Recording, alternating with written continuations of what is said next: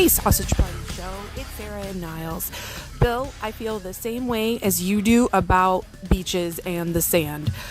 Whenever you want to be there, it's too hot, and then you get sand in all your stuff, and then you have sand in your stuff for like a month, and that makes me nuts. Also, I'm super white, and I get sunburn if I look at the sun. Case in point, yesterday I was outside for about 15 minutes, and I have sunburn on my chest. Thank you. Bye. All right, well, it's got a double whammy there, though. She's got skin like milk. That ain't good.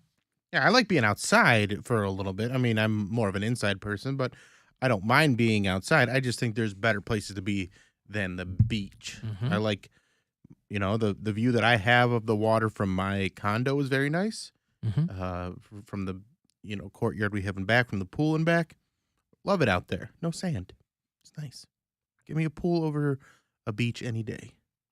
Well, there's Sarah from the beachfront town of Niles, Ohio. Mm-hmm. I don't know what kind of shore they've got out the Meander Creek Reservoir, but if you ain't for it, you're again it. And she does not like it. She's already got sunburned after 15 minutes. Well, what do you want? Hey, the Guardians are going to play tonight. Lost to the Detroit Tigers last night. 6-2 was the final. Second of 3 tonight. 6:10 is the start. 6 o'clock will roll out. Get you ready for that game. And it looks like it's going to be a gorgeous night for a ball game in Cleveland, Ohio. The weather for the remainder of the week seems like it might be the kind that you want to hang out in, rather than it being, super rainy and then a little bit of sun comes out. 60s and 70s, I think, all told over the next week or so. So that's nice. I was reading an article on this morning, and my own personal experience with this was not long ago. I was reading an article on guilt tipping, not guilt tripping, guilt tipping has reached, well, I hesitate to say the tipping point, but you get my point. Because it's in self-checkout aisles now. So there's been this, you want to talk about a slippery slope, there's been this increase in tipping opportunities that I assume is a function of the post-pandemic economy, where a lot of retail workers, a lot of service industry types, you see more and more opportunities or requests for tip at places. Well, now it's at the self-checkout aisle. I experienced this in the Phoenix airport, where one of the Hudson News joints, if you didn't want to wait in the serpentine line to get a friggin' bag of combos and a lemon water, you could go over to this kiosk and check yourself out. But at the end of it, as I'm doing this, it was like, you're overcharged for everything in the airport. So I literally think like a bag of combos and a water was like $15. Asked me if I wanted to check, or if I wanted to tip. And I literally looked around. I'm like, who am I tipping? I think it's asking a lot of you to assume that the tip is going to get to the right person. Distributed right. So if you don't even, most people don't even want to give a tip to a human. Right. For making you a latte. They sure as hell don't want to give it to, I'm doing the work. You should be tipping me. I just dealt with this. I'm doing the work at the grocery store or whatever. I'm checking my stuff out. This is free labor. Should be tipping me. And more than just fuel perks. No, yeah, gone are the days where you just tip your waiter or your server or whatever. I just dealt with this when I was over at Shake Shack. When you go to check out, they have she rang me up and then she was like, oh, and then there's an opportunity for a tip. And just because she was at the register right there, I figured that she could see if I left something. So I was like, I can leave them $1 or something. That's why they call it guilt tipping, because they're right there. They're right there. So I just put in $1. I was like, okay, I'll whatever. Because if she doesn't see it, then no harm, no foul. It's just $1. But if she does see it, I left something. I'm sure some people, don't care. So they're like, whatever, I don't care. She's standing right there. I'm not about to tip. So I tipped. So this literally just happened to me. Well, and this is also, what I see something like this happening is, it's going to cut into the other things at the grocery store, for example, that they ask you if you want to kick in, right? Do you want to give $2 to St. Jude's Children's Hospital? Nope, just tipped you. Well, I always go, yes, of course. Or do you want to round up for, that's nothing. Everybody can do that. It's like you want to round up your 8 cents to give to the whatever. But they're all, and they want to fill out a thing. You don't have to fill out the thing with my name on it. The tip's fine, or the donation's fine. A lot of people, though, they're like, nope. Hey, you want to give $5 to the Cleveland Food Bank? Nope. You want to give, and listen, it's their money. Do what you want. I admire those people. They can tell their truth. That to me is more guilt tipping than the other stuff. Like, I'm a good tipper, and if they ask, even if they don't ask, even if it's just on the screen, you want to give money to actually a kids thing or whatever. Yes, of course. Here's a couple bucks.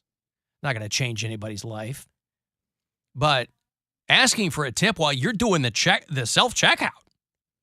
It's like, what the hell's going on here?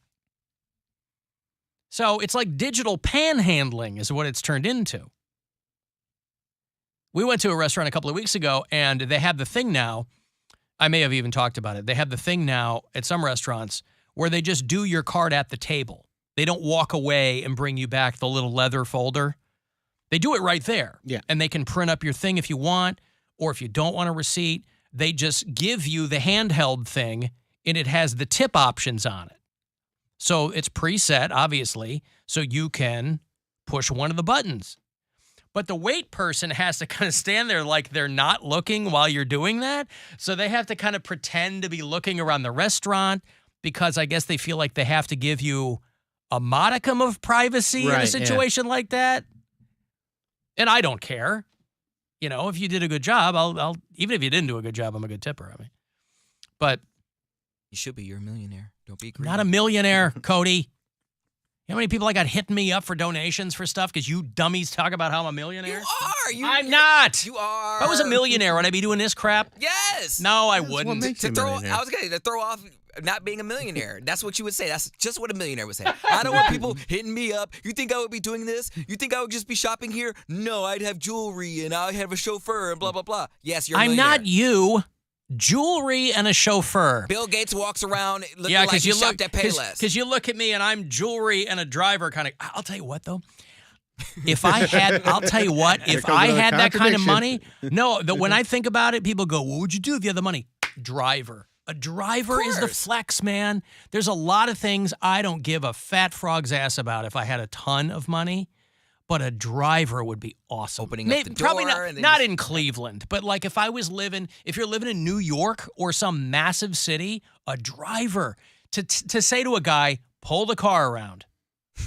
That would be teats. That would be fantastic. A driver would be the one perk I would allow myself. Treat yourself. For my wife or what, hey, tell Vito to get the car. Bostwick. Bring Come on. Bostwick, get my car. Bring the car. Except here's the thing. It would be a real POS, the car. So I'd have a driver, but it would be like an 86 Dart. You just sit in the back seat and, No, you get a nice car and you get yourself a driver. I put an addendum on my name. Cody Brown, son. Go ahead. You do what? What would you do? You'd put what? I'd add on to my name. Yeah. And so it'd be like Cody Brownson Esquire. Brownson. Yeah. Like, what do you mean? I come from that long line of Brownsons. Bostwick, get over here. I need you. Bostwick. Yes, sire. You make him call you sire? Yes, what? Neil. But you're not a sire. You're just a regular guy. I need you to bow to me. But you still want to be a regular guy to the help. No. Yes. That's what keeps you, even though you have perks, and even though you have a certain level of privilege, you know where you came from.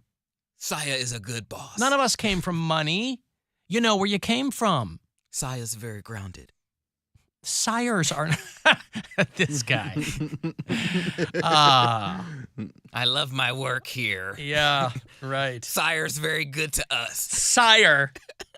Pulled that out of his ass. Does Sire allow you to call me anything else? Why would I call Sire anything other than Sire? Sire is his name. Wow. So they only call you that. That's my name. It's pretty wild. Yeah. Some of us have a fantasy, Mr. Millionaire, okay? Some of us dare to dream.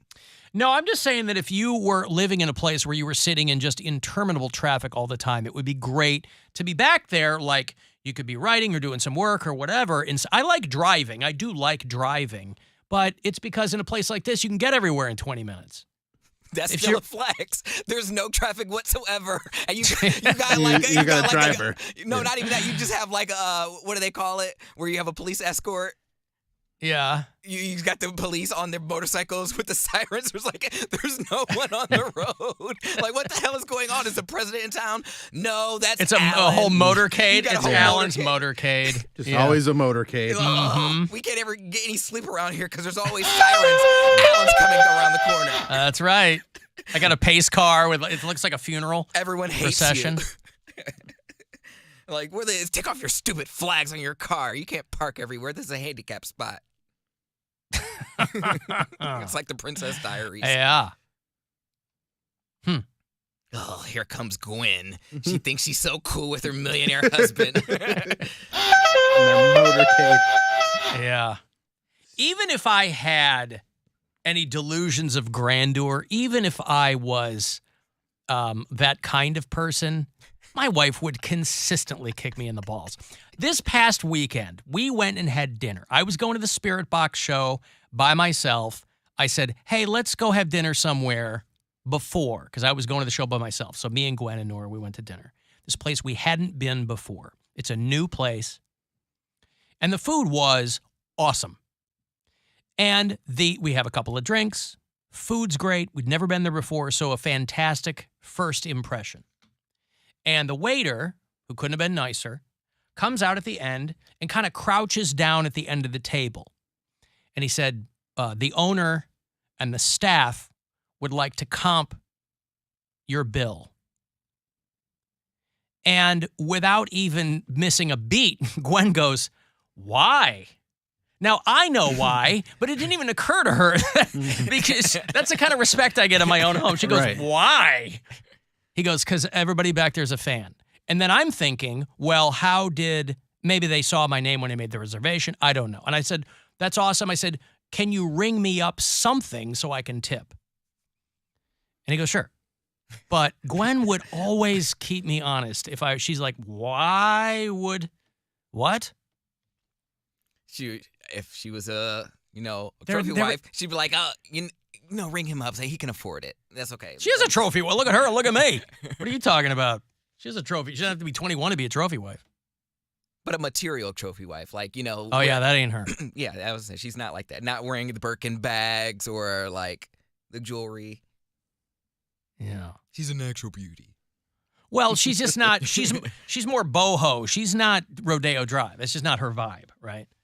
Oh, don't let me marry a rich man. But don't let you marry. Okay, we won't. I don't think we have to do anything to keep that from happening. I know. It is. Poundcake comes in one day and he goes, oh my God, I met a millionaire. We're like, oh, don't marry him. We're calling the guy. You cannot Just get get him to- close to Poundcake. Yeah, just get him to propose, and then you can say no. There you in go. a public setting. Uh-huh. Just like you've always dreamed of. That's what he Would that wants make to you do. so happy to turn down a millionaire's wedding proposal? Can I please keep the ring? Yeah, that's all. He wouldn't turn down he talks a big game, but he would never turn down a millionaire's wedding proposal. I think I would. 'Cause No, you wouldn't. I You feel like- want to turn down some scrub's wedding proposal. Yeah, scrub, but like a millionaire, I would feel like, I'm his sacrifice. Like, I don't, what are they going to do? I was watching this movie over the weekend, or no, maybe it was the other night, where it was called The Invitation, and this girl goes to Europe, and she meets this wealthy family. It's a vampire movie, right? Yeah, but Yeah. they're her sacrifice, and she's the only black one. That's literally what I feel like. She's their sacrifice. Yeah. Yeah. I'm like, what's up? What'd you do? Wait, are you saying you're worried you're going to meet a rich vampire? I'm just anyone who's going to sacrifice me. Oh, he doesn't trust any. He's worried that he'll meet somebody who ends up being very classy, very European, let's say, Right. very wealthy. His wealth comes from all kinds of unknown, untold sources. And it turns out, upon further investigation, that he's a vampire. You wouldn't let him just bite you and then you live for eternity in luxury. Of course you would. Why are you even hesitating? there's a of course you would. A catch. there's Yes, the always a catch is catch. the catch The is catch is- immortality. yeah. What catch? The catch is you can't go out during the day. That's the catch. Yeah. Everybody knows the rules. Then yes, I'd totally do it. Of course. Yeah, you don't care about the sun. Living at night? That's the best. Can I still go to Orange Theory? Can they just like make the dim the blinds? No, because you stay the same. Like you don't have to gain do weight anything. or anything. I Yeah. know, but I still want to be shredded for my man. I got to share him. You with can't two other lose weight. bitches. Like I'm pretty sure most vampire rules are you stay the same body You do? as. Oh, I thought it was when the same you- age. I think you say. So you have vampire Well, metabolism? It's or- really hard to gain weight when you're just eating. When you're just drinking blood. All right, well then. I mean, Matt Berry is a fat vampire in What We Do in the Shadows. Right, but he must have been fat when he got bit. That's what I'm saying. I had no Yeah. idea that your body had to stay the same. well, let me do I'm pretty my. sure it does. I know you don't age, but like your actual, your physiology stays the same. So if you get bit, let's say you're like, everybody's like, oh, I'd like to lose a couple of pounds. I'm about 15 pounds overweight. If you got bit I'm just that trying to night, get to my vampire weight. That's all I'm trying to do. I want to get to my vampire weight. Yeah, I'm like, okay, well, no, wait, hold off on biting me for a bit. Let me do another transformation challenge. Let me get ripped. before the real transformation challenge. Yeah, I gotta be, I gotta cocoon myself before I turn into a beautiful butterfly. Wow. Okay. So yes, but I will have some stipulations first. Stipulations. This guy I can't believe you saw that Invitation movie. It was so stunk. There's a way better movie called The Invitation from a few years ago. That's a way better movie about a bunch of people at a dinner party that goes awry. Yeah, we watched that, and I was like, ooh, she makes all biracials look bad, and I honestly thought about Look bad. She was. I was like, this is a spoof on Meghan Markle, because I guarantee you they thought about, because the girl's like a biracial, and she takes a ancestry test, and she's in those. She's cute. She's cute, but I'm like, she's in those. She was in the last couple of Mission Impossible movies, I thought, or she's in the Fast and Furious or something. She like looks that. just like Meghan Markle, and I guarantee you they were thinking like, She's cute, snooty white people, and then they ended up trying to sacrifice her. She's actually from, a lot of people know her from Game of Thrones. Natalie Emanuel is the actress. I think she got famous from Game of Thrones, but she's been some other things. Okay, well then, I hope. So just give me a minute. For your sake. Oh yeah, she was in Game of Thrones. That you don't meet a rich vampire and have to make a terrible, terrible decision. I love people who dance around. They go, would you want to live for it? The one only answer is yes. Yes, I would take a bite from a vampire immediately. Yes, live for. All the people I love would die. I'd watch all my loved ones die. Yeah, but you know the most important part? You wouldn't. You wouldn't. You'd live forever. And you get to remember them, and you get to make new loved ones. Yes. No, but not the. You're like De Niro, but you live forever. Huh? I say, but yeah, but But once you realize how many people you're going to meet over your life, and how interesting all those other people are compared to your dumb, boring family, you're not even gonna care that they're gone. I think living forever is overrated because you Who never would done it. possibly know that? You don't even know. Overrated. That's what they're selling you with the whole Bible stuff, anyways. Yes. Eternal life. Or these pills that they're going to let people, it's not forever, but like live to 150. Nobody wants to die. You got me. Damn it. I know what you Jesus dorks think, but this is the one ride. One time around. It's all you get. And so, yeah, nobody wants to leave. Well, not in this earthly body. Stop. I think people want to live.